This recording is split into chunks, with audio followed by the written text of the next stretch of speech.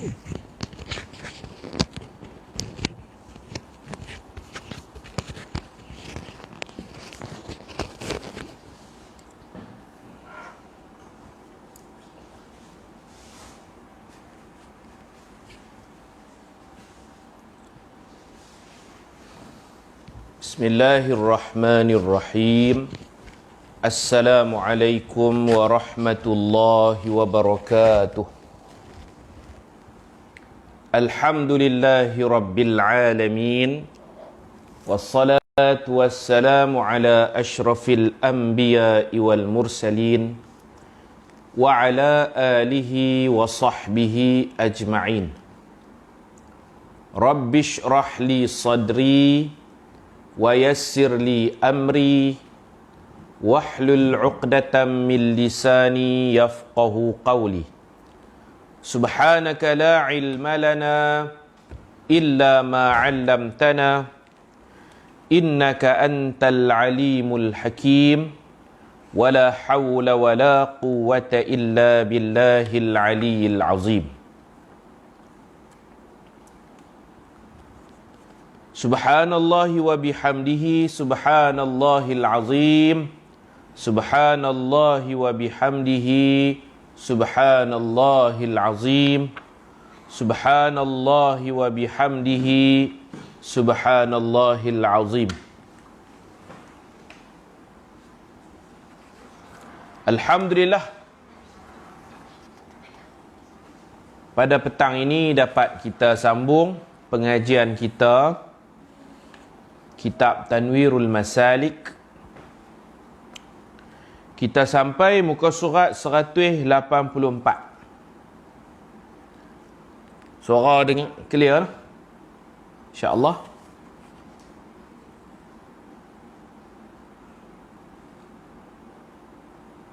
Muka surat 184. Qala al-musannif rahimahullah wa adama an-nafa'a bi'ulumihi fid darain amin. Salatut tarawih. Salat tarawih.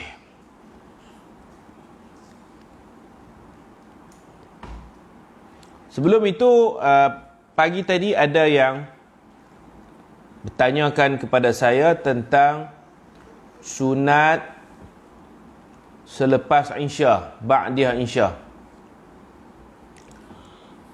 Semayang sunat ba'diyah Isya berapa rakaat? Saya bagi tahu 2 rakaat. Berdasarkan hadis Abdullah bin Umar radhiyallahu anhuma, dia kata hafiztu min Rasulillah sallallahu alaihi wasallam. Aku hafal daripada Rasulullah. Rasulullah menyenaraikan 10 rakaat solat rawatib yang sangat dituntut. 10 rakaat. 10 tu 2 rakaat subuh, 2 rakaat sebelum zuhur, 2 rakaat selepas zuhur, 2 rakaat lepas maghrib, 2 rakaat lepas isya. 10. Hafiztu 10 rakaat. Aku menghafal 10 rakaat. Dalam riwayat yang lain, Nabi SAW sebut, man salla thinta raka'ah. Siapa semayang sintai raka'ah, 12 rakaat, banallahu lahu baitan fil jannah. Allah membina untuknya satu mahligai dalam syurga. 12 itu macam mana pula? 2 rakaat sebelum subuh, 2 rakaat sebelum 4 rakaat sebelum zuhur, 2 rakaat lepas zuhur, 2 rakaat lepas maghrib, 2 rakaat lepas isya. 2 rakaat subuh, 4 rakaat sebelum zuhur, 2 rakaat lepas zuhur, 2 rakaat lepas maghrib, 2 rakaat lepas isya. Jadi 12. Dia ada riwayat 10, ada riwayat 12. Dalam kitab-kitab mazhab Asy-Syafi'i, sunat ba'diyah isya rak'atani, 2 rakaat. Maka kita niat aku semayang ba'diyah isya, sunat ba'diyah isya 2 rakaat kerana Allah Ta'ala. Bukan mazhab Syafi'i saja. Jumhur, makna majoriti ulama, mazhab Syafi'i, mazhab Maliki, mazhab Hambali, ba'diyah isya 2 rakaat sahaja.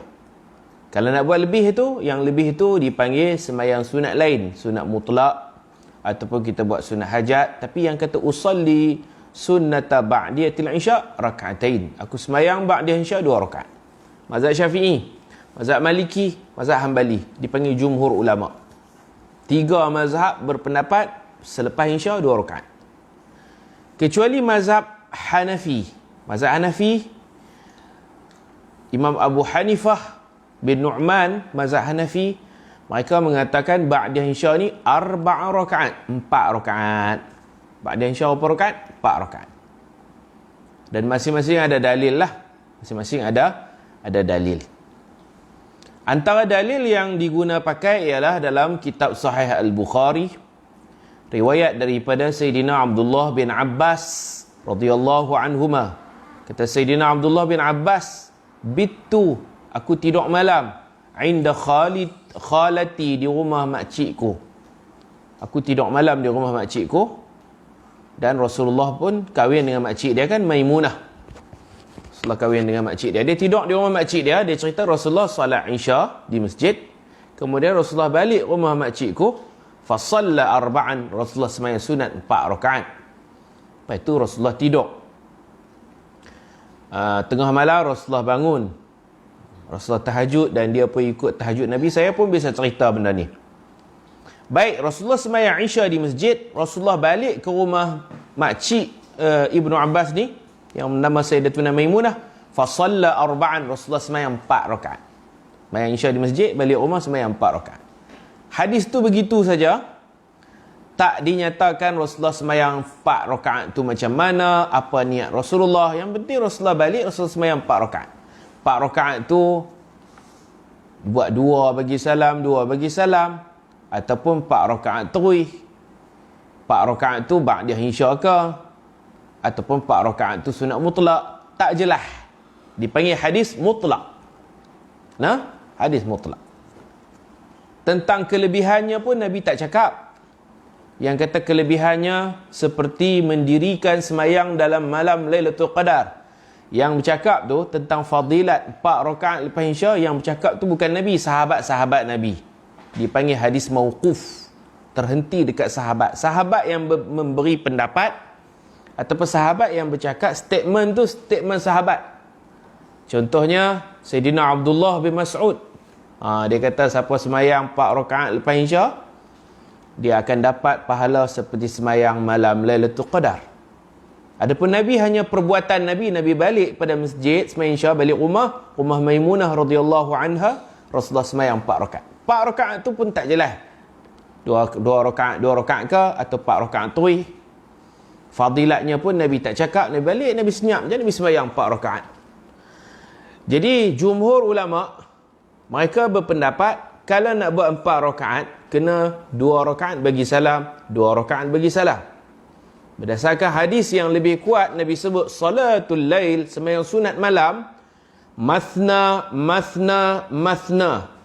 3 kali Nabi ulang. Sembahyang sunat sebelah malam mesti dibuat 2 rakaat, 2 rakaat, 2 rakaat. Ulang 3 kali itu dalam ilmu nahwu dipanggil taukid, penegasan. Kena buat 2, 2, 2. Maknanya tak boleh buat 4 direct. Itu hadis yang sangat kuat.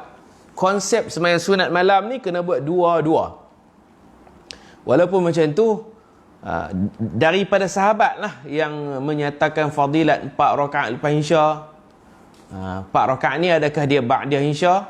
Cara nak buat semua macam mana itu dibincang dalam ilmu hadis. Ada yang hadisnya berstatus daif, lemah, dan fadilat-fadilat pun dia terhenti dekat sahabat. Dia bukan sampai kepada Nabi, sahabat yang bercakap. Yang Sahih Bukhari itu, Ibnu Abbas radhiyallahu anhu, dia menyaksikan Nabi balik daripada isya di rumah Maimunah, Nabi sembahyang 4 rakaat. Dia pun tak detailkan 4 rakaat tu macam mana, apa niatnya kan, status sembahyang tu. Jadi jumhur ulama sembahyang ba'diyah isya ni 2 rakaat je. Dan kalau nak buat 4, mesti kita bagi salam dulu, sebab dia sembahyang malam. Sembahyang siang tak apa, kita boleh buat 4 rakaat direct. Macam sunat zuhur, sebelum zuhur 4 boleh buat terus, selepas zuhur 4 boleh buat terus. Sembahyang malam dia mesti masna, masna. Penegasan keluar daripada mulut Nabi. Ini mantuk. Yang Nabi cakap semayang sunat malam mesti dua-dua. Jadi kalau nak buat 4 rakaat lepas Isyak, mengikut mazhab kita, 2 rakaat itu ba'da Isyak, 2 rakaat lagi kena asing, kita niat sunat mutlak ataupun sunat hajat, apa-apa sunat lah. Angka cukup 4, tapi 2 rakaat sahaja. Usalli ba'diyatal Isyak raka'ataini, ku semayang ba'da Isyak 2 rakaat. Harap dapat faham lah. Hadis ni dia ada banyak, kena mengaji lah. Hadis ada banyak. Memang ada hadis riwayat daripada sahabat ajak buat 4 rakaat tanpa tahiyat awal.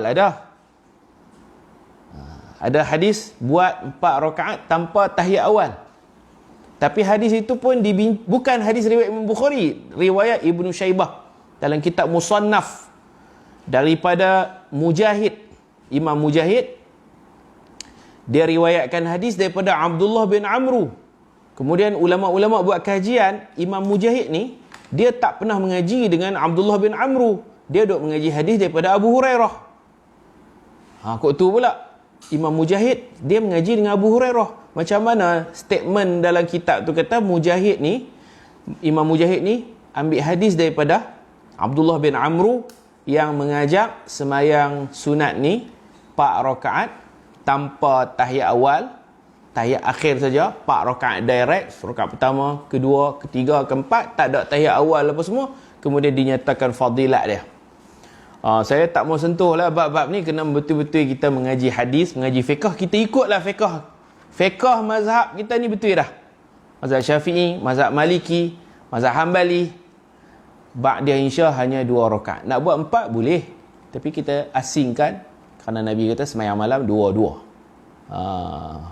Mungkin sampai ke tak sampai, tak tahulah apa yang saya nak terangkan di sini. Boleh buka lah kitab-kitab fiqh mazhab Syafi'i dan mazhab Maliki, mazhab Hanbali. Ba'da Isyak 2 rakaat only sahaja. Yang 4 tu dia sunat mutlak boleh berapa rakaat pun boleh. Sunat mutlak boleh buat siang, boleh buat malam. Siang boleh buat 4 terus. Malam kena buat 2 asing, 2 asing. Baik. Jadi kata ulama, Nabi semayang 4 rakaat di rumah Maimunah tu betul. Tapi semayang apa? Wallahu a'lam. Cara Nabi semayang, tentunya Nabi buat 2 asing, 2 asing. Nabi tak akan buat 4 terus, pasal Nabi sendiri bercakap semayang sunat mesti 2-2. Mathna. Okey, baik. Nak buat 4 buatlah. Buat 2 ba'da Isyak, 2 lagi sunat mutlak.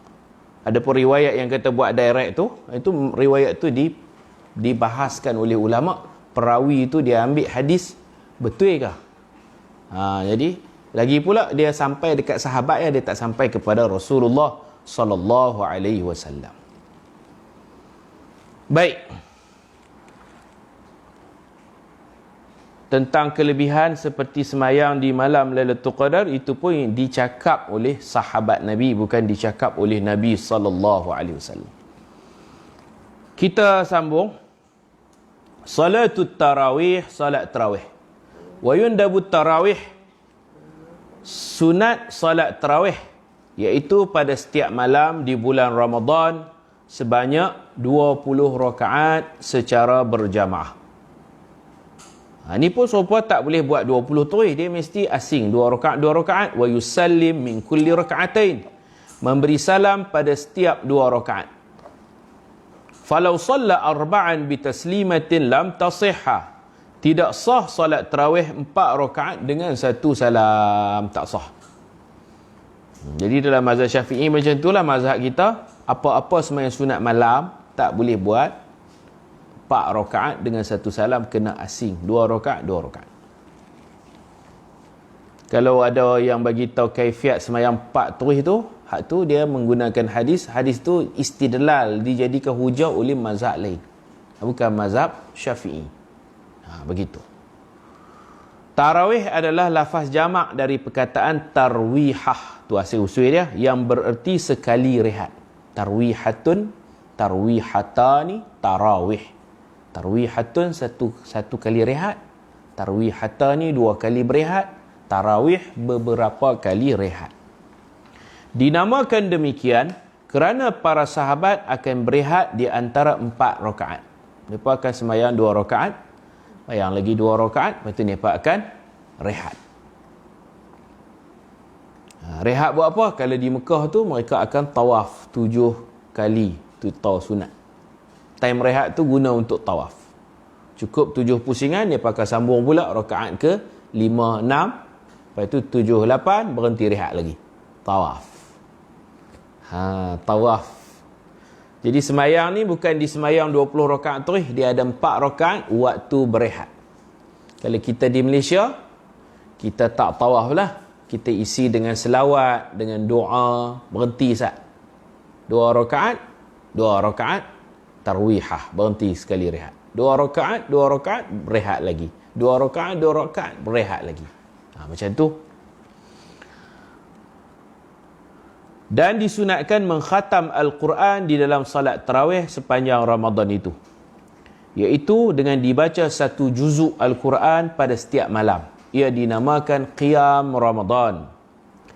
An Abi Hurairah radhiyallahu anhu anna Rasulullah sallallahu alaihi wasallam qala man qama Ramadan imanan wa ihtisaban ghufira lahu ma taqaddama min dhanbihi muttafaqun alaih. Artinya daripada Abu Hurairah radhiyallahu anhu, sesungguhnya Rasulullah sallallahu alaihi wasallam bersabda, sesiapa yang mendirikan Ramadan dengan iman dan mengharapkan keredaan Allah, akan diampunkan baginya apa yang terdahulu dari dosa-dosanya. Kemudian ini sejarah lah, sejarah sembahyang tarawih. Kita tengok hadis, kita baca terjemahan dia 185. Daripada Aisyah radhiyallahu anha, sesungguhnya Nabi SAW salat tarawih di dalam masjid dan para sahabat mengikuti salatnya. Pada malam kedua, Nabi salat masjid lagi dan para sahabat makin bertambah ramai. Pada malam ketiga atau malam keempat, para sahabat berkumpul lebih ramai lagi untuk salat bersama Nabi SAW. Tetapi Nabi tidak keluar dari rumah. Nabi sembahyang di rumah ya.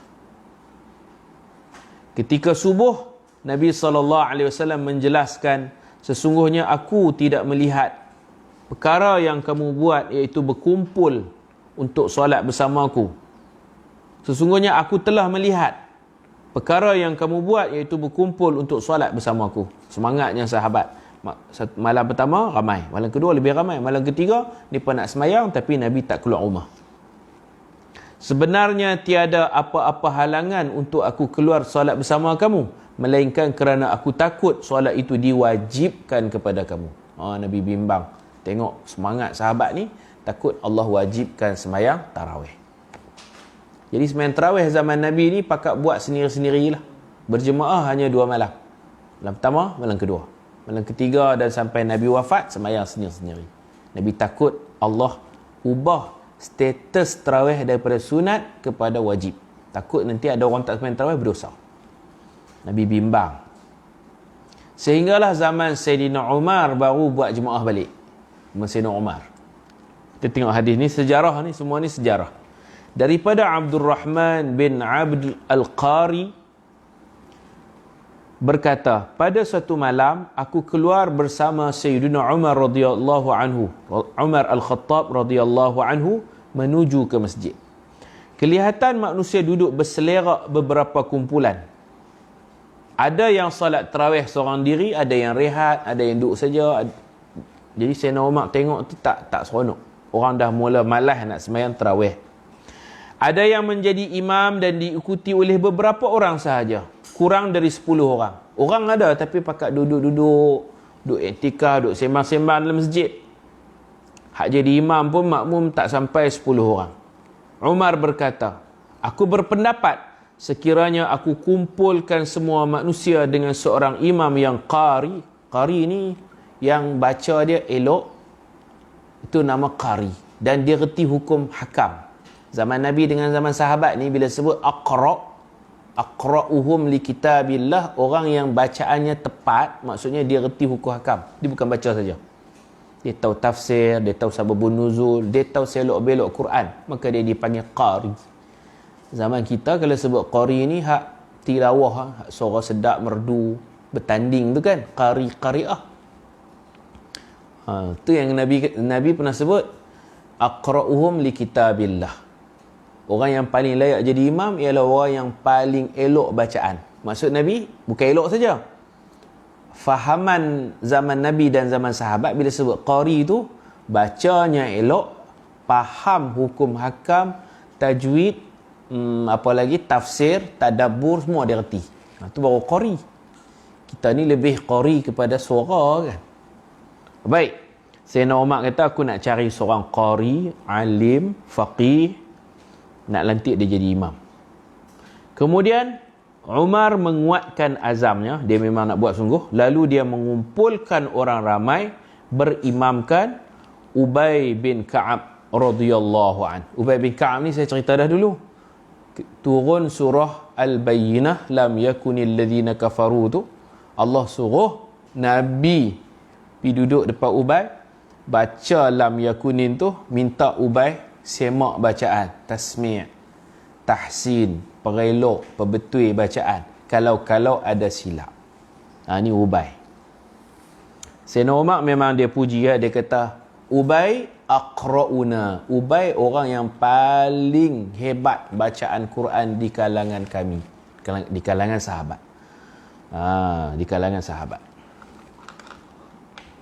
Kemudian pada malam berikutnya, aku keluar bersama Umar lagi dan melihat orang ramai berimamkan qari mereka, iaitu Ubay bin Ka'ab. Umar berkata, bila dia tengok tu dia seronok. Tengok orang semua sembahyang berjemaah tarawih, dia seronok. Umar kata apa?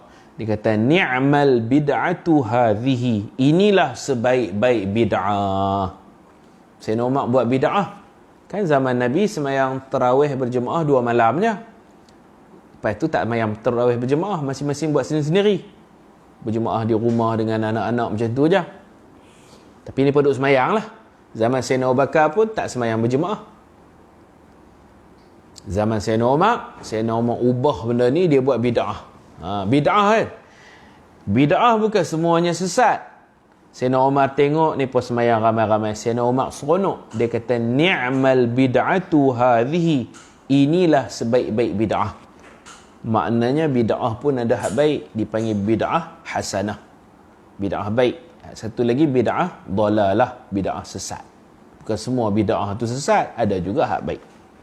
Inisiatif dia lah, kumpulkan orang ramai sembahyang tarawih berjamaah. Solat tarawih sebelum tidur lebih afdal dari tarawih di hujung malam. Kita sembahyang tarawih lepas insya tu lebih baik lagi. Walaupun sembahyang tarawih ni dia masuk dalam senarai sembahyang qiyamul lail. Qiyamul lail ni biasanya kita tidur dulu. Kita bangun tengah malam baru kita sembahyang tahajud. Tarawih dia masuk dalam bab qiyamul lail, tapi dia lebih afdal sembahyang lepas insya siap-siap dengan tidur lagi. Salat tarawih sebelum tidur lebih afdal dari tarawih di hujung malam, maknanya lepas tidur. Dan adalah para sahabat mendirikan salat tarawih di awal malam. Lepas insya tu buat tarawih. Kalau tidur pun boleh. Tidur nanti tengah malam baru nak buat tarawih, boleh juga. Sebab dia antara baik dengan lebih baik. Afdal. Afdalnya lepas insya terus buat tarawih. Imam Al-Baihaqi meriwayatkan pada zaman Umar radhiyallahu anhu solat tarawih sebanyak 20 rakaat. Ini kita tutur bergaduh lah no. Ada buat 8, buat 20, janji buat. Lagi banyak, lagi bagus lah. Banyak rakaat, banyak pahala. Jadi hak kita duk cerita zaman Nabi, zaman Sayyidina Umar ni 20. Imam Malik pula meriwayatkan pada zaman Umar radhiyallahu anhu manusia melakukan qiyam Ramadan sebanyak 23 rakaat. Imam Malik kata 23. 20 tambah 3 witir jadi 23. Sebenarnya sembahyang tarawih zaman mereka dulu dipanggil sembahyang qiyam. Kan ada hadis man soma Ramadan, siapa puasa Ramadan dengan penuh keimanan, keikhlasan, diampunkan dosa-dosanya yang terdahulu. Man soma. Riwayat kedua, man qama.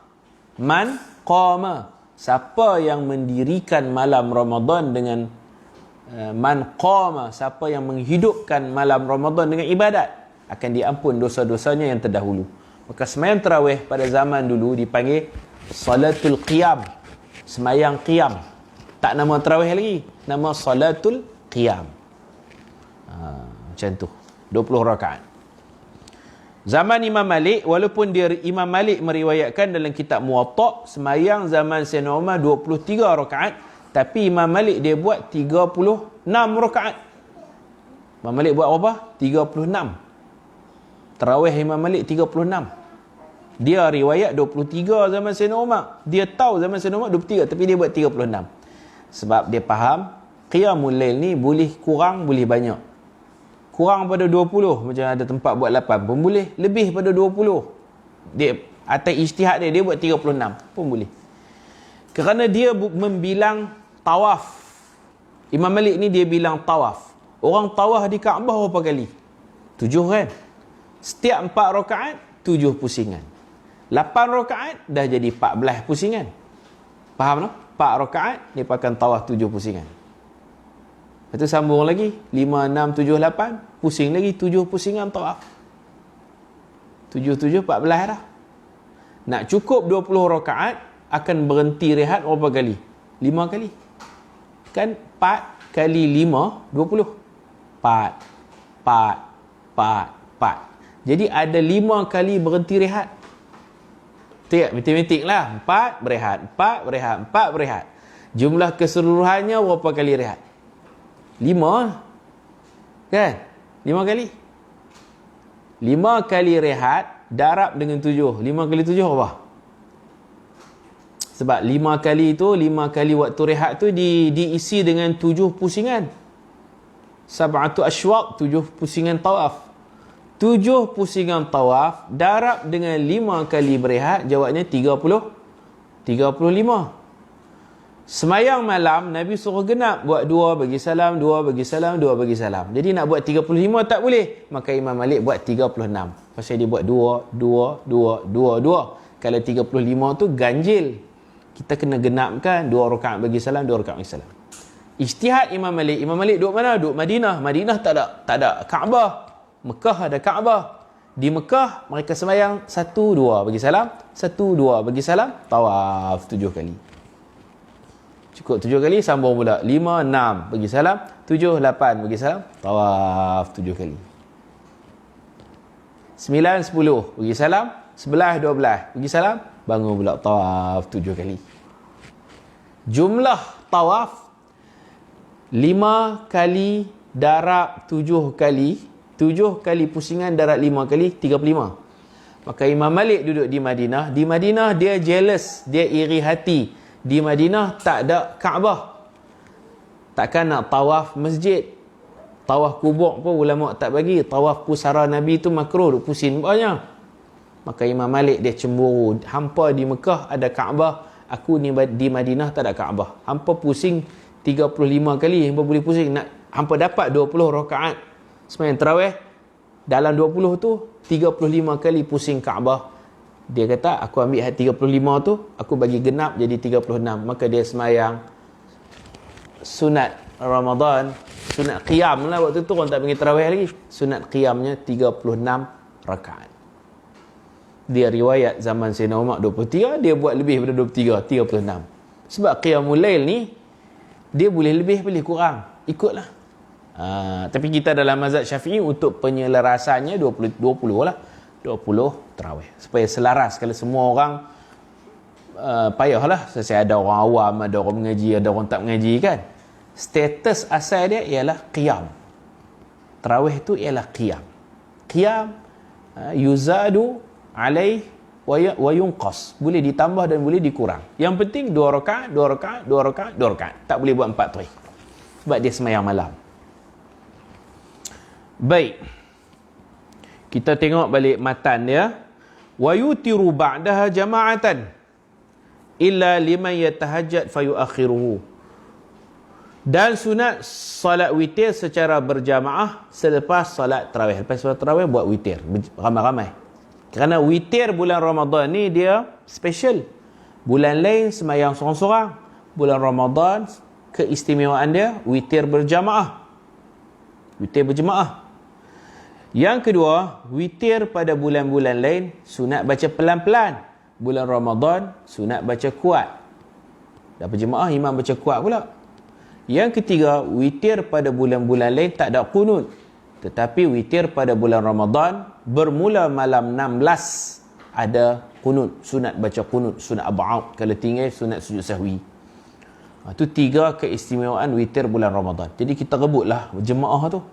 Berjamaah witir. Ada orang lepas sembahyang tarawih dia lari balik. Dia sembahyang witir di rumah. Rugilah sebab dia tak merebut pahala jemaah. Pahala berjamaah. Dia nak pahala waktu. Witir terbaik waktu sahur. Betul? Tu fadilat waktu. Tapi dia ketinggalan fadilat jemaah. Fadilat tempat satu lagi. Kalau dia sembahyang berjamaah, tempatnya di masjid. Dia balik rumah, tak berjemaah satu. Tempatnya di rumah. Jadi, dia terlepas fadilat tempat dan fadilat jemaah kerana dia nak dapat fadilat waktu. Aku nak sembahyang sahur nantilah. Witir aku nak sembahyang nanti. No? Jadi tak apa cekap lah, tak apa cerdik lah macam ni. Kalau kita boleh dapat 3 fadilat ni sangat baik. Contohnya dia jadi imam, dia bincang dengan AJK masjid, kita malam ni kita sembahyang tarawih aja. Witir tak buat lagi. Tuan-tuan balik rumah, mereka buat program sahur berjemaah di masjid. Ni cerita zaman tak ada Covid dululah. Jadi masjid akan buat sahur perdana. Jadi anak-anak qaryah akan mai bersahur sama-sama, qiyam mulai sama-sama. Kemudian mereka akan sembahyang witir tu berjamaah. Yang kedua dalam masjid. Yang ketiga sembahyang witir bila? Sebelum sahur. Waktu sahur tu. Yang ni bagus ya. Pasal jemaah tak tinggal, masjid tak tinggal. Lepas tu waktu pula, waktu the bestnya yang terbaik iaitu waktu sahur. Jadikan witir salat terakhir di hujung malam. Faham tak maksud saya? Kalau balik sembahyang di rumah sorang-sorang, kalau berjemaah pun tak ramai, rugi ya. Di masjid ramai-ramai. Jadi ada orang dia tak faham, dia ingat kena balik. Habis tarawih kena balik. Pasal apa? Pasal nak sembahyang witir di rumah. Dan ada orang faham kalau sembahyang witir tak boleh sembahyang tahajud dah. Dah sembahyang witir tak boleh sembahyang tahajud. Apa macam tu? Tak betul. Sembahyang witir boleh sembahyang tahajud. Sembahyang witir lepas tarawih, nanti balik bangun tengah malam sembahyang tahajud, tak ada masalah. Witir tidak menghalang tahajud. Witir tak halang tahajud. Jadi fikir bagi cerdik lah. Lepas sembahyang tarawih, kalau aku sembahyang witir, itu sangat baik kerana sembahyang di masjid dapat pahala jemaah. Kalau balik rumah, waktu memang bagus lah, waktu hujung malam tu. Tapi sembahyang seorang, tak berjemaah, buat di rumah pula kan. Baik. Melainkan bagi sesiapa yang akan mendirikan solat tahajud, maksudnya dia tahajud pun dia nak buat berjemaah, maka dia boleh menangguhkan witir selepas tahajud nanti.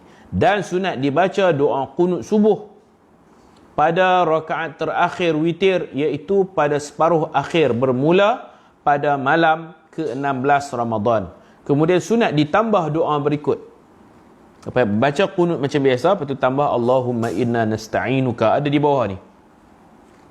Kalau dia hafal lah. Kalau tak hafal dia baca qunut biasa, tak apalah. Hingga akhir doa, ada di bawah ni. Berikut adalah doa tambahan yang dimaksudkan oleh pengarang matan. Allahumma inna nasta'inuka wa nastaghfiruka wa nastahdik wa nu'minu bika wa natawakkalu alaik wa nathni alaika al-khaira kullah.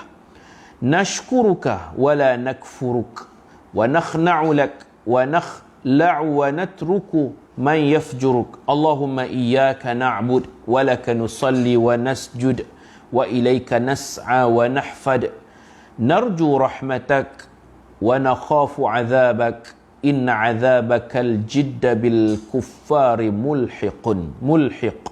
Artinya, ya Allah, kami memohon pertolonganmu, kami memohon ampun dan petunjukmu, kami beriman dan bertawakal kepadamu, kami memuji segala kebaikan ke atasmu, kami bersyukur dan tidak mengkufuri nikmatmu. Doa ni jarang orang baca lah, payah sikit. Ni doa qunut malam 16 Ramadan ke atas. Kami tunduk kepadamu, kami jauhkan diri dan kami tinggalkan orang yang mengingkarimu. Ya Allah, hanya kepadamu kami menyembah dan hanya kepadamu kami salat dan sujud. Kami bersegera kepada seruanmu, kami mengharapkan rahmatmu dan kami takut seksaanmu. Sesungguhnya seksaanmu benar dan ke atas orang-orang kafir tidak diragukan lagi. Okey, ini cerita sembahyang witir pada bulan Ramadan. Saya bagi tahu dah tadi, sembahyang tarawih syarat dia kena sembahyang isya dulu. Sembahyang witir pun syarat dia kena sembahyang isya dulu. Tak sembahyang isya tak sah.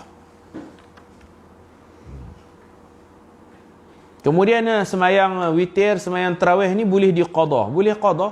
Kalau terlepas malam boleh qada siang dengan syarat malam itu isya tak ditinggalkan. Dia sembahyang isya, lepas tu dia pergi beli baju raya, dia tak sembahyang tarawih, dia tak sembahyang witir. Pagi esok kalau dia rajin nak qada boleh. Sebab dia sembahyang isya. Kalau dia tak sembahyang isya, dia wajib qada isya. Witir tarawih tak boleh diqada. Ada orang perempuan, dia sembahyang isya, lepas tu dia datang haid. Sembahyang isya selesai semua, nak sembahyang tarawih, keluar darah haid. Dia tanya, nanti bila suci boleh qada tak tarawih tu? Jawab dia boleh. Kerana dia sempat menunaikan solat fardu isya. Dia qada untuk malam tu lah. Malam dia keluar haid tu. Dia selesai isya, baru keluar darah. Jadi isya dia buat. Lepas tu tarawih dia tak boleh buat, keluar darah. Nanti dia boleh qada malam tersebut. Kemudian salatul duha, sembahyang duha. Sunat mendirikan solat duha. Sekurang-kurangnya 2 rakaat dan yang paling sempurna 8 rakaat. Ada juga pendapat kata 12 rakaat sebanyak-banyak duha. 12. Tapi pendapat yang lebih kuat dalam mazhab Syafi'i 8. Minimal duha 2, maksimal duha 8. Di bawah ni adalah dalil-dalil dia. Dalil dia Nabi sebut daripada Abu Dzar radhiyallahu anhu, daripada Nabi SAW bersabda, setiap pagi semua sendi seseorang kamu perlu dibayar sedekah. Sendi badan kita ni meminta kita bersedekah. Sendi kita ni ada berapa? 360 kalau tak silap saya. Nak cek balik ya. Sendi-sendi badan ni buat permintaan. Macam orang duk telefon DJ, oh hello, saya nak buat permintaan lagu. Jadi kita pagi-pagi, sendi-sendi badan kita ni minta kat kita, wahai Zamri bin Hashim, kami ni sendi 360, kami nak kamu bersedekah kepada 360 orang miskin. Jenuh ha? Sendi-sendi buat tuntutan, kita kena sedekah sebanyak sendi 360 orang miskin sebanyak 360 sendi. Jenuh kita. Kalau kita bagi seorang RM1, tiap-tiap pagi habis RM360. Kalau bagi 5 kupang, kurang sikit kan? Nak cari tu, ada orang dia pemurah, tapi nak cari banyak tu, 360 orang bukan senang. Tiap-tiap hari nak cari. Maka Nabi bagi satu cara yang mudah. Sembahyang duha 2 rakaat, pahalanya seperti kita infak, kita sedekah orang susah sebanyak 360 orang. Bila kita bersedekah dengan cara sembahyang duha tu, kita dapat pahala sedekah. Orang yang sedekah rezeki dia murah. Orang sedekah rezeki dia murah. Orang sedekah tanda dia bersyukur. Dia syukur, dia bersedekah. Sedekah dengan cara sembahyang 2 rakaat. Syukur apa? Syukur semua anggota dia boleh bergerak. Tangan boleh bergerak, kepala boleh bergerak, semua boleh gerak, kaki boleh gerak, semua sendi kita boleh gerak. Kita tak kena stroke, tak lumpuh, boleh berdiri, boleh berjalan, boleh duduk, boleh berbaring. Alhamdulillah. Bangkit tidur, semua boleh bergerak. Kita syukur, kita sembahyang duha. Mai ikut mana murah rezeki? Syukur murah rezeki. Allah janji, la in syakartum la azidannakum. Jika kamu bersyukur, aku pasti tambah nikmat. Aku tambah.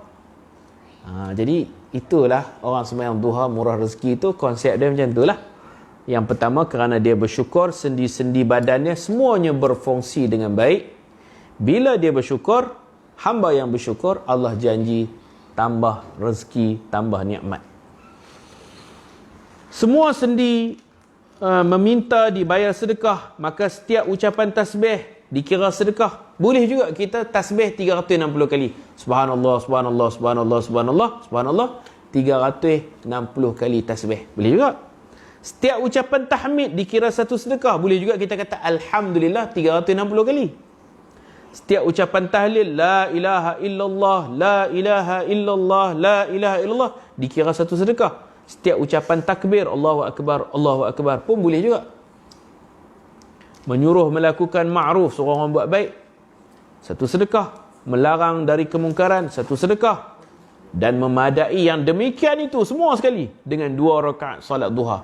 Semayang sunat duha 2 rakaat seperti bersedekah kepada 300 orang miskin, seperti bertasbih 360 kali, seperti bertakbir 360 kali, seperti bertahlil 360 kali, seperti suruh orang buat baik, larang orang buat jahat. Semua sekali total termasuk dalam 2 rakaat sunat duha. Dia masuk package tu. Sembahyang 2 rakaat dapat subhanallah 360, alhamdulillah 360, la ilaha illallah 360, ada belakang suruh orang buat baik, nasihat, tegur orang, semua sekali. Amar ma'ruf nahi munkar. Duduk dalam tu. Betapa besarnya pahala sembahyang sunat duha.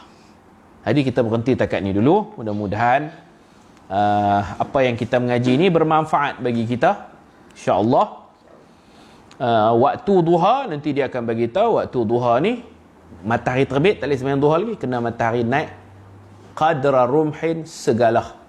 Ataupun bahasa yang lebih tepat, sekadar satu tombak. Satu tombak ni 27 minit selepas terbitnya matahari. Dan waktu terbaik ialah 1/4 siang, pukul 10 lah. Kalau orang kerja, waktu rehat tu dia lari-lari sat, pergi semayang 2 rakaat sunat duha. Pukul 10 pagi, itu waktu terbaik. Last duha 15 minit lagi nak zuhur.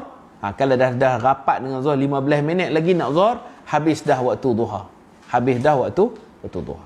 Jadi kalau zuhur 1.30, pukul 1 boleh sembahyang duha lagi. Sebab 1.30 ada 30 minit lagi. Pukul 1 boleh sembahyang duha. Dia tengoklah, kalau 15 minit lagi nak zuhur, tak boleh sembahyang duha dah. Kalau sembahyang pun kena niat qada lah. Niat qada tak apalah. Dia terlepas dah waktu dia.